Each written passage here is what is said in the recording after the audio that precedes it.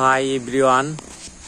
তো এটা হলো আমাদের নান্দেশ্বরী জামিয়া ইব্রাহিমা দারুল উলুম মাদ্রাসা। এখানে